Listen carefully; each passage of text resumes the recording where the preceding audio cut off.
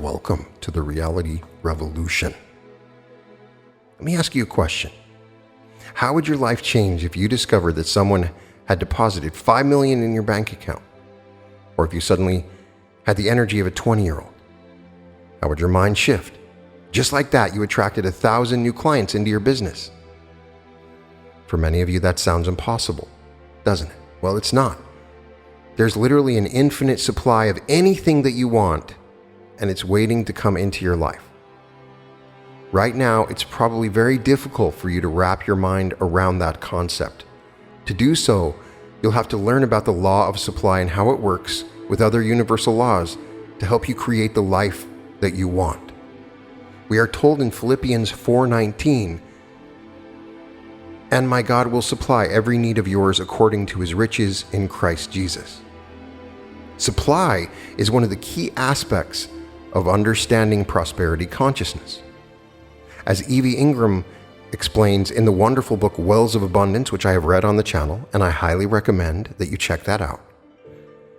At the root of most human difficulty lies the eternal problem of supply in some of its phases. In fact, supply must include that which supports every phase of our nature, and every difficulty involves some lack of proper support. Raymond Hollowell wrote about the law of supply in his amazing book, Working with the Law. We have covered Raymond Hollowell in his chapter on working the law, as well as the law of compensation. He did a fabulous job of talking about the universal laws and how they affect your life. And in his life, his students said that he had proved these concepts in the way that he lived.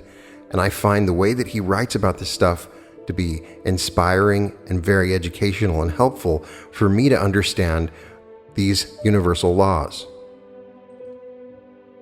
The law of supply. Ask, and it shall be given you. Seek, and ye shall find. Knock, and it shall be opened unto you. Matthew 7:7. Man is never satisfied.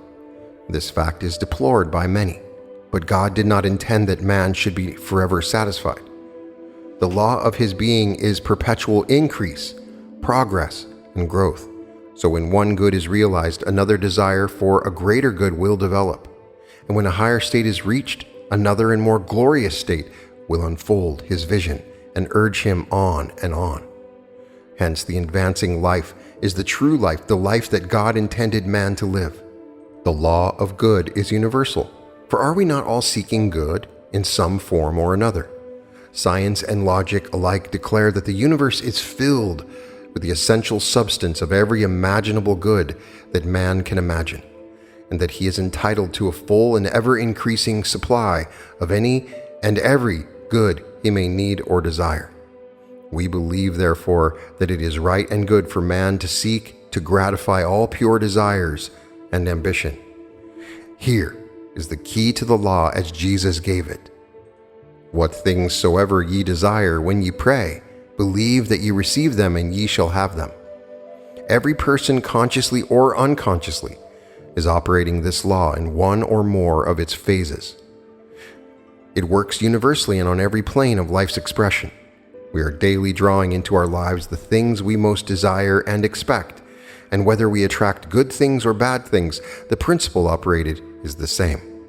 But as we want more of the good things in life and less of the bad, it will be necessary to understand the law more perfectly, and so be able to adapt our thinking to it in a more direct fashion.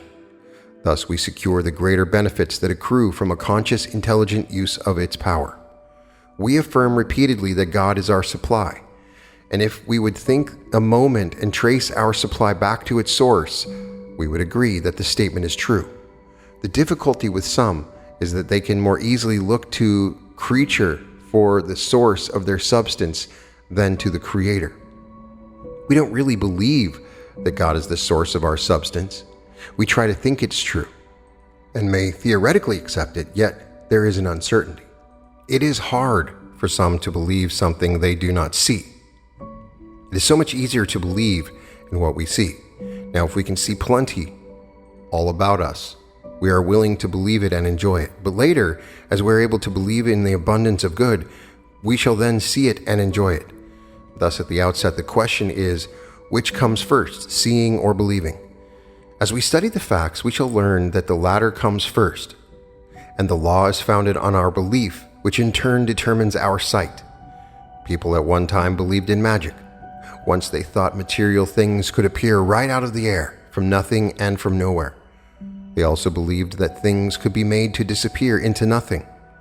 Science has long since refuted this idea and proven such magic to be impossible except when it is done through some trick in chemistry, a sleight of hand, or an optical illusion.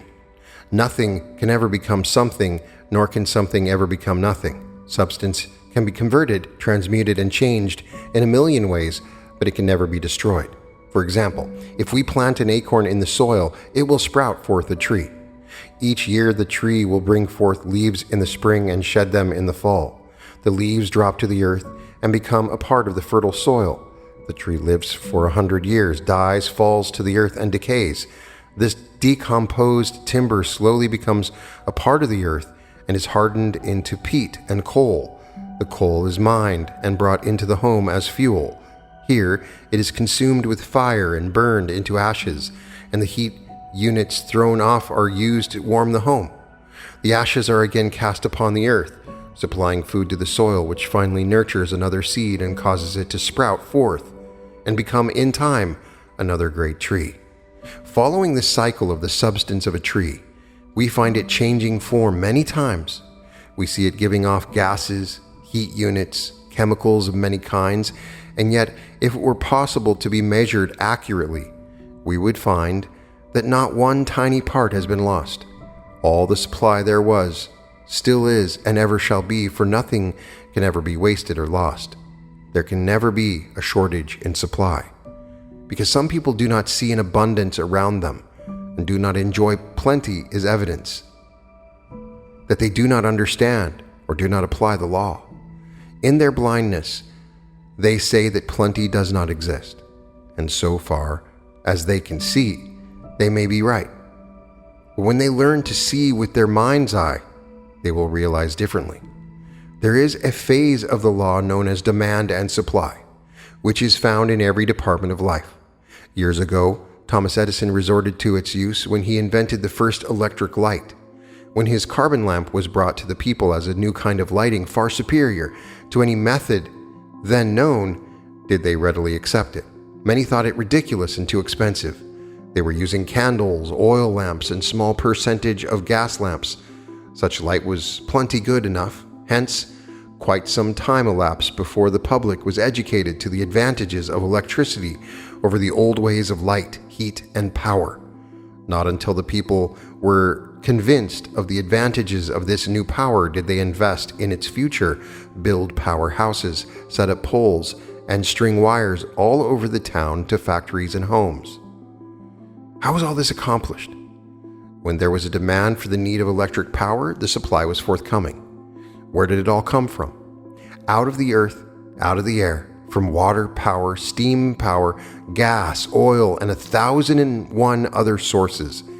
It comes directly from nature, whose foresight created these materials in the earth. Once our forefathers were in style, when they rode the stage, a hack, or a carriage. It has not been so long since one was the talk of the town if he owned a fast team of horses in a rubber-tired Victoria or a gig. Where are they now? Gone and almost forgotten. The automobile has supplanted them. How did it all happen? When people demanded a means of traveling with more speed, greater comfort, and luxury. Necessity gave man an idea. He thought of building a horseless carriage.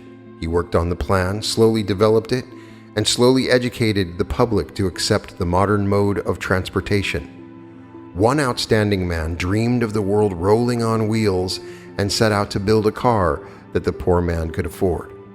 Today, the automobile has become such an important factor in man's life that we wonder how he could have ever progressed without it. You see, whenever man has needed a certain thing in life, an idea has been first given him in mind. He was inspired to develop the idea and then materialize it by converting a piece of mud or metal into a usable form. Why did people live so long content with the horse and carriage and not enjoy the automobile? Because they could not imagine it. Their minds were not trained to demand such a thing. Was the supply available to build such a machine? There was as much supply at hand then as now. In fact, the supply has always been there since the beginning. Thus, it was not God's fault that the auto was so late in coming to man's need. It was man's fault because he had been so long realizing the need. Where there is no demand, there will be no evidence of supply. Our parents who had a horse and buggy consciousness could not attract the new mode of travel until they were able to enlarge their minds to conceive the necessity of the automobile. The secret of the law lies in one's consciousness. A man's life consists not in the abundance of things he possesses, but in the consciousness of that which he has. Man possesses the whole world and all its wealth, yet is only able to enjoy what his consciousness permits him to discern. Somewhere I read a story of a man who lived outside of Pittsburgh and operated a small farm and dairy. Day in and day out, he worked laboriously to earn a meager living for himself and his family. One day, several men who had been surveying some adjacent land walked across his pasture land. When they were crossing a stream of water that ran through the field, the farmer noticed them stopping, stooping down, and studying the slime and scum that had collected against the crude footbridge he had laid there. One man scooped up some water in his hand and apparently drank it. Another collected some water in a canteen he carried attached to a buckle on his belt. The farmer was puzzled and wondered why anyone would be interested in that stuff. Even the cattle had no taste for it. They had pushed the scum aside to drink the clear water. Some weeks later, a man called and offered him a fabulous price for the farm. Why, the man must be crazy, he thought. He could never get his investment back by farming that ground had he not tried it for years. He was joyful at the prospects of getting such value and readily sold the farm. He moved to Canada to be near his brother and bought another farm. It wasn't long, however, until some queer contraptions were set up on the field and word spread like wildfire that they had found oil. In a few years, that farm of less than 100 acres produced millions of dollars in oil for its owners. The farmer remained poor and worked hard because he knew only how to scratch the surface and till the soil. Nature had supplied an abundance for the man, but he could realize only a scanty portion. He could see the farm only as acres of stones and dirt. The law is not at fault because the man was poor and had to work so hard to earn a living. Man will ever be poor as long as he demands of life a meager living and sees in it a struggle, toil, hardship, and limitation. The thing we dare not do is to fret and worry about supply or about where our next dollar is coming from. Fretting and worry tend to restrict and limit the supply at hand. They tend to close off the outflow of substance, whether that flow is small or large. Instead of lifting us out of limitation, instead of improving our conditions or increasing our supply, they drag us deeper into the throes of doubt and fear. Instead of expecting more to follow, we grow tense and anxious, which increases our fear and brings us less and less. Instead of tightening up in our thinking, we must relax and be more expanding. We must educate our minds to a larger state of thinking.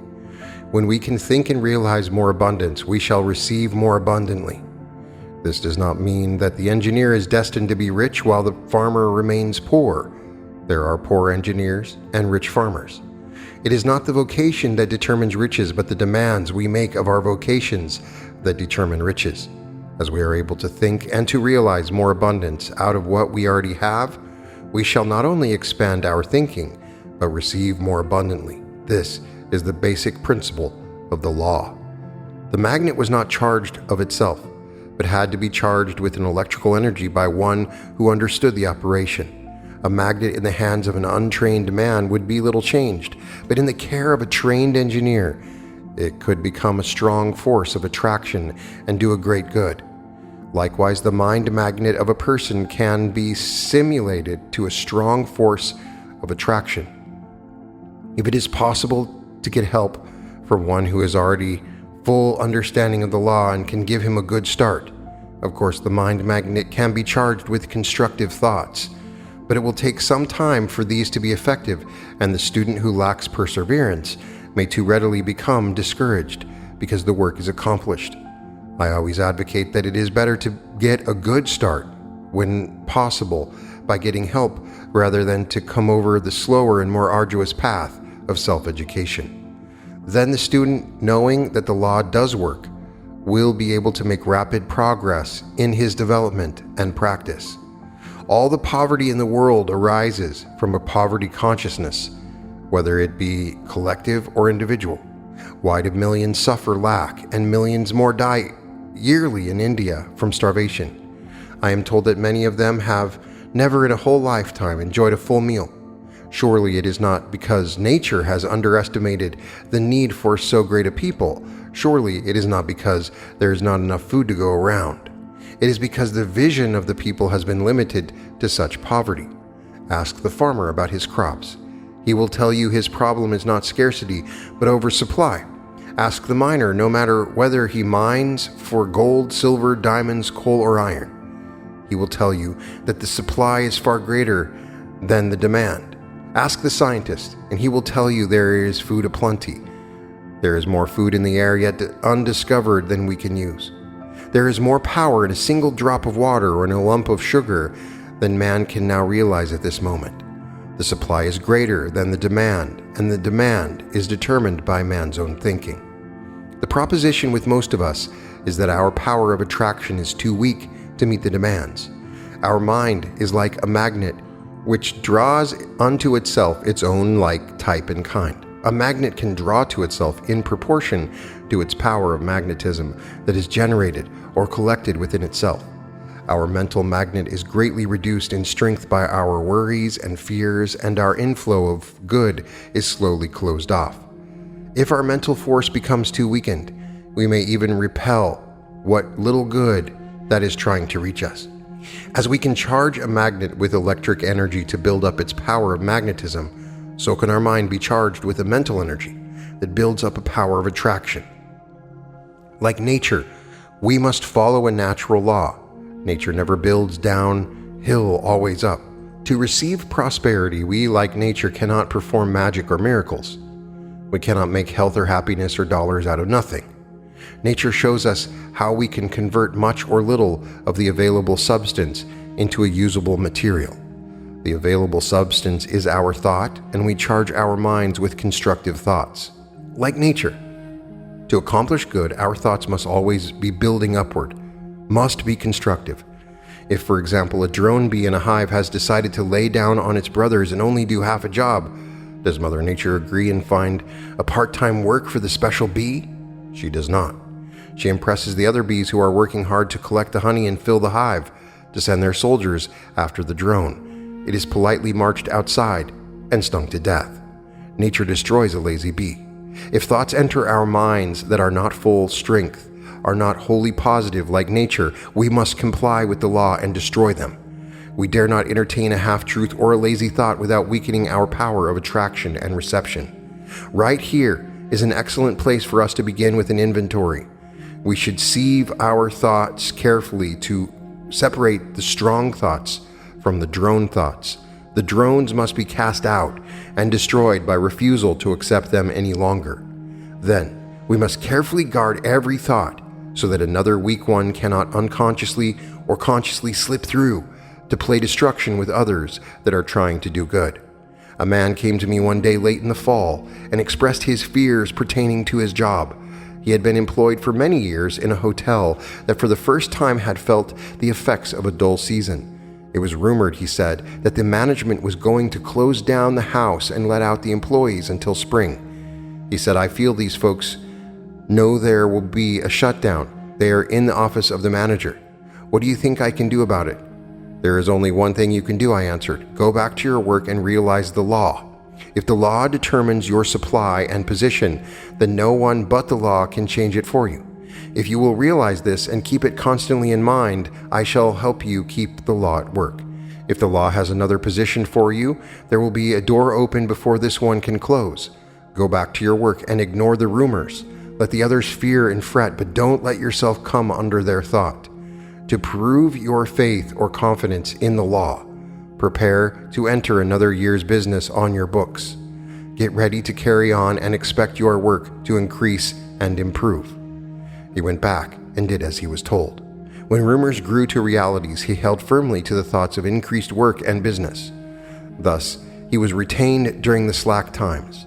He was kept in the office to handle the business, and because of the increased work and responsibility placed upon him, he was given an increase in salary.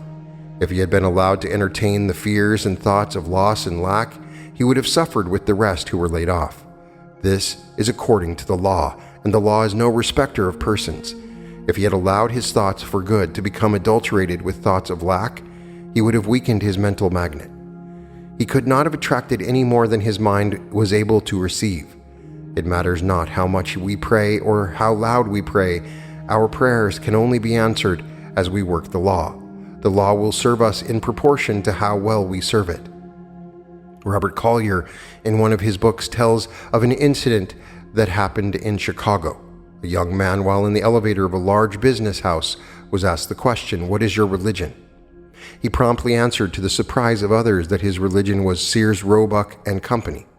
That young man is one of the executives of the same company today. Why? He touched the law of supply in that he thought solely in terms of his interests. His firm's success was his success. His concerted interest enabled him to become a part of the firm. Today, he has tufted seat, a handsome office, and a fine salary. If your need is supply, then your religion is the same. Like the young man, your single thought must be abundance. As abundance and supply are one, then to use the law, you must think supply. Talk supply and live supply with every thought. Keep your thoughts so occupied with ideas of plenty that any and all the drone thoughts of lack or loss will be destroyed. Remember not to confuse money with supply. Money is but one of the numerous means of supply. Money is not the root of evil, but the love of money is. If you concentrate upon money alone and use every means to gather it and hoard it, you are forcing the law to close out other good. If you concentrate on a part and not the whole, you get only a small part. If you concentrate on the whole, you enjoy all its parts. If you love money, use the law solely to amass riches. You may gain riches, but you will also lose so much more that is good that your life will be quite empty and lonely. I knew a man who determined early in his life to concentrate on accumulating money. He attained his ambition and became an influential power in his town. He confided in a friend before he died, saying, "I did everything I knew to become rich. I gained riches, but I lost the love and companionship of my wife and the joy of being a father to our children. I lost my health and am spending my wealth to regain my health, but somehow it doesn't respond. Yes, I learned how to get rich, but I never learned how to live." If we love the law, use the law to gain supply, and use it wisely, we will satisfy every desire. We will learn how to live wholesome, freely, and wisely, and there will be no losses. Our lives will be as complete as God, the law, designed them to be. There may be many of you who are trying to follow the truth ideas, who have earnestly affirmed and thought statements for supply, but somehow it has only come in small amounts or not at all. This must be largely due to the fact that your senses are yet too strong for your mind to control.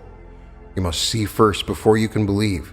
That is, you are so used to seeing just so much supply or money that in spite of your statements, you believe more in what you see than in what you are trying to think. To you, it is necessary to first train your senses to come under the control of the thoughts which you know you must think to conform with the law. Florence Scovel Shinn gives a clear example of this in her book, The Game of Life. She tells of a man who was seeking a new position and, having a limited amount of money, was debating in his mind whether to buy a new coat or to hold tight to the money in case he was long in getting employment. He was advised to buy the coat, and it was an expensive fur coat. This reduced his bank account considerably, but it increased his confidence and stimulated his faith to such a degree that his prospective employer caught the spirit of it and gave him a splendid job. The coat served to enable him to feel prosperous, and the venture strengthened his courage and confidence, so the law proceeded to satisfy the demand. If such a condition arises wherein one feels better for seeing some evidence of prosperity, then it is wise to do that which makes it easier for the person to draw prosperity to him. Certainly, It is not helpful to work for prosperity and see a stack of bills before you, a condition of limitation and squalor around you. It is better to come away from such a sight and go where the view is more in keeping with the desire of the mind. When I desire to work for prosperity, for myself or others, I try to stay in an environment where there is plenty and beauty, and where the people around me are not in limited straits. It follows, therefore, that you can steadily draw into your life any and every form of good you may truly desire, as it is the will of God that you should enjoy every good that will promote happiness and progress. All desire is an expression of the will, while to expect good is to demand good, so that both are necessary to attract supply. Therefore, seek to adjust your desire with God's plan, the law, and expect that every good and only good can reach you, then nothing but good can come. An abundance of all needed good is the natural heritage of every man, woman, and child. That is a vital truth. It is wrong for one to dwell in poverty when there is plenty for all. It is wrong for one member of the human family to accumulate vast wealth at the expense of his fellow man. Wrong for one to dwell in conditions of war and chaos when peace may prevail. Wrong for the strong to take advantage of the weak. Wrong to lack in good of any kind that may be essential to promote the welfare and happiness of the individual. So whatever falls short of giving satisfaction, harmony, growth, and increase is abnormal. Nature originally intended that the real needs of man should be adequately supplied, not his surface wants, which are often impulses, but the normal, specific needs of the individual, which would be abundantly satisfied were man to live in closer harmony with the fundamental law of supply. Nature is a prolific producer of blessings which she gives freely to mankind, ever producing all things for a good and useful purpose. Every individual, therefore, has a natural right to a full supply of every good that he can use or enjoy. Owing, however, to the artificial means man has been taught to use and to depend upon for his supply, he has lost sight of the basic truth upon which this lesson is based. At the outset, let us realize that the material world in which we live is a sphere of effects, and that behind these effects is a world of causes. Then recognize that when you desire any particular effect, it is because that specific good is already in existence in the sphere of causes. Then recognize that when you desire any particular effect, this desire is an appearance of an underlying cause. This is the principle upon which our definition of the law of supply is based. And when you learn how to operate it in the proper manner, you will be able to draw into your life more and more of the good in whatever form you may need or desire. Everywhere in the world is an omnipotent principle of good. We touch it in countless ways. Each thought of good is a seed for the production of good. You are entitled to all the good you can appropriate and use, and the more good you realize and enjoy, the more you live in true accord with the purpose of this ever-present spirit of goodness. Learn to understand how to tap the source of all supply, for there is no limit to the good that may be developed and enjoyed in your life. In truth, man embodies every law of nature relating to his highest welfare and orderly growth. He is not therefore separated from any good thing he may need to enhance his happiness or further his progress, but whether he shall lack or possess that which he needs or requires will be largely determined by the use he makes of his present endowment of intelligence and power. The more man grows in true knowledge and the more he uses his powers in constructive ways, the more good he will create in the circle of his expression in his own little world, the promised land. No more shall I look to the far skies for my Father's loving aid, since here upon earth his treasure lies, and here is his kingdom laid. No more through the mist of things unknown I'll search for the promised land, for time is the footstool of his throne, and I am within his hand. The wealth that is more than finest gold is here if I shall but ask, and wisdom unguessed and power untold are here for every task. The gates of heaven are before my eyes, their key is within my hand. No more shall I look to the far skies, for here is the promised land. Alva Romanes. And that concludes that chapter on the law of supply. So from this, we can see that the law of supply really declares three things. First, there is an unlimited supply of every good that we can imagine. And two, you and I are entitled to full and ever-increasing supply of everything we need or desire. And three, everything comes from one infinite source. There's so much that you can take from this amazing chapter that I would put it at one of the top most important chapters to understand prosperity. I go back to when I lost my book business, decided to shut it down for a variety of reasons. It was a huge income that had aided me immensely. And I looked at my wife and I said, I'm not worried about that book business because God is my supply. And if you have lost a business or have lost an investment, lost a job, lost something that you're focused on, understand that God is the source of your supply. There is one infinite creator that is the source of your supply.